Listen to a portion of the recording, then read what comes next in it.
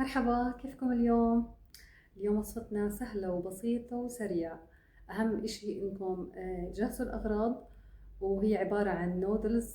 كلنا بنحبها يعني كبار وصغار، بس حتكون مع الخضار عشان تكون صحية أكتر. حتشوفوا معي الطريقة. وما تنسوا الاشتراك بالقناة وتفعلوا الجرس عشان يوصلكم كل جديد. يلا نبدأ.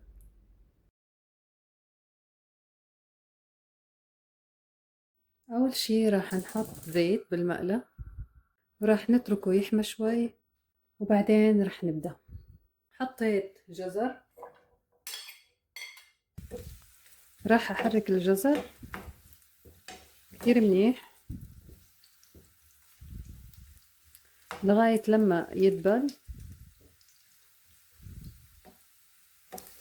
وبعدين راح اضيف الفلفل الالوان، وضفت عليهم نص فلفل اللي بيحرق، الفلفل الاخضر الصغير.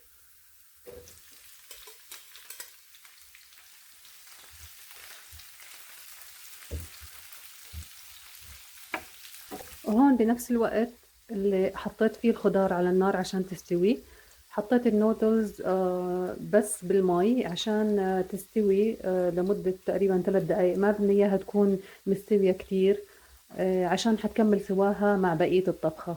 راح اتركها 3 دقايق وبرجعها بصفيها وبورجيكم كيف. الخضار ما بدنا اياها تكون كتير مستوية، يعني كتير بتكون هيك طرية، لا بدنا يكون فيها شوية قرشة. وهلا اجا وقت نحط بهارات الاندومي. انا حطيت عليهم نص ملعقة فلفل اسود، وبتستخدموا بس البهارات اللي هي اللي بتكون زي الباودر.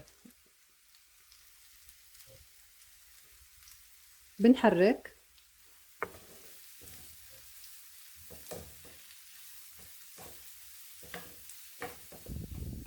الريحة رهيبة رهيبة، عن جد رهيبة. ممكن تاكلوها لحالها هلأ لما نضيف النودلز، وممكن إذا عاملين جنبها ستيك، لحمة، أو البانيه دجاج. بس هي هيك لحالها وجبة.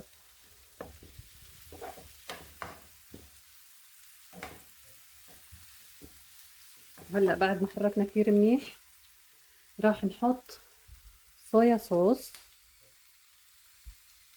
راح أضيف بس ملعقة كبيرة لأنه صويا صوص مالحة، وضفنا كمان بهارات الأندومي ففيها ملوحة، فما بدنا الأكل يكون كثير مالح.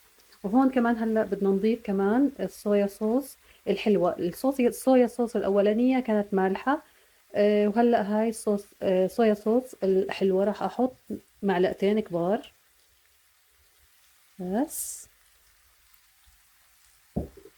وراح نحرك. وهون بعد ما سلقنا الأندومي 3 دقايق راح نحطها مع الخضار. وزي ما قلت لكم ما بدنا الأندومي كتير يستوي، 3 دقايق كتير كفاية عليه، ويمكن أقل كمان دقيقتين عشان حيكمل هلأ سوا مع الخضار. شايفين ما أحلى هالألوان. ما تنسوا الاشتراك بالقناة وتفعلوا الجرس عشان يوصلكم كل جديد. أكيد ما راح أبخل عليكم بوصفاتي، وانتوا كمان ما تبخلوا علي كمان بالتعليقات والكومنت والسبسكرايب. يعني هلا هيك لحالها ممكن تاكلوها، بس انا بحب اضيف موتزاريلا تشيز. بس بتحطوها هيك على السطح، بس هيك، وبتغطوها مدة 5 دقايق، وبتوطوا النار عشان الجبنة تسيح، وبعدين بورجيكم كيف راح نقدمها. وهيك شكلها بعد ما ساحت الجبنة. راح احركها تقليبة بس وحدة، وبتكون جاهزة. صحتين وألف هنا.